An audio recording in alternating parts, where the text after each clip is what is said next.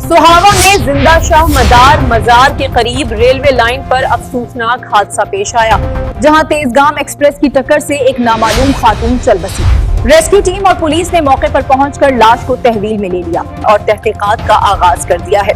तफसीलात के लिए रुख करते हैं इमदाद अहमद चौहान की वीडियो रिपोर्ट में आज तक न्यूज के साथ। आप देख रहे हैं आज तक न्यूज, खबर सच के साथ।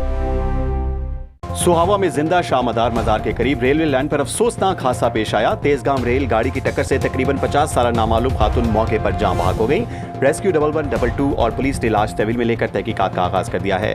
रिपोर्ट इमदाद चौहान और आप देख रहे हैं आज तक। तहसील सुहावा जिला जहलम में पेश आने वाले इस अफसोसनाक वाक़े ने इलाके में फिजा सोगवार कर दी है। ऐनी शाहिदीन के मुताबिक खातून रेलवे लाइन के करीब मौजूद थी कि इसी दौरान तेजगाम एक्सप्रेस तेजी से गुजरी और हादसा पेश आ गया। इत्तला मिलते ही असिस्टेंट कमिश्नर सुहावा मोहतरमा गजाला असगर, पुलिस थाना सुहावा और रेस्क्यू 1112 की टीमें फौरी तौर पर मौके पर पहुंच गईं और जाए वकुआ को घेरे में ले लिया गया। रेस्क्यू एहलकारों ने जरूरी कानूनी कार्रवाई के बाद मैयत को THQ अस्पताल सुहावा मुंतकिल कर दिया, जहां शनाख्त और दीगर कानूनी तकाजे मुकम्मल किए जा रहे हैं। इब्तदाई मालूमात के मुताबिक जाँ बहक खातून की उम्र तकरीबन 50 साल बताई जा रही है, ताहम ताहाल उसकी शनाख्त मुमकिन नहीं हो सकी। हुकाम का कहना है कि वाक़े की मुख्तलिफ पहलुओं से तहकीकात जारी है, जबकि करीबी इलाकों में शनाख्त के लिए भी मालूमात हासिल की जा रही हैं। मजीद पेशरफ्त सामने आने पर आवाम को आगाह किया जाएगा।